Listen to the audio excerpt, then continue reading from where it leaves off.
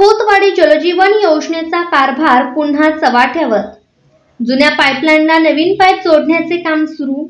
हातकणंगले तालुक्यातील तारदाळ खोतवाडी संयुक्त जलजीवन योजनेचा कारभार पुन्हा चव्हाट्यावर आला आहे।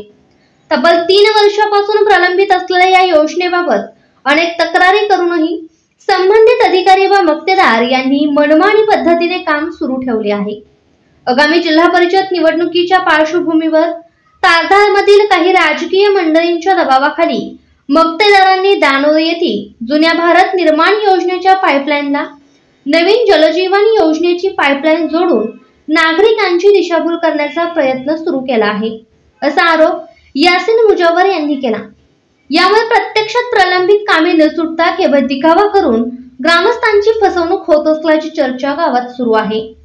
संबंधित अधिकारी व मक्तेदार यांनी कोल्हापूर जिल्हा परिषदेच्या मुख्य कार्यकारी अधिकाऱ्यांचा आदेश न मानता योजना पूर्णत्वास नेण्याऐवजी राजकीय फायद्यासाठी तात्पुरत्या जोडण्या केल्या जात असल्याचे यशवंत वाणी यांनी सांगितले।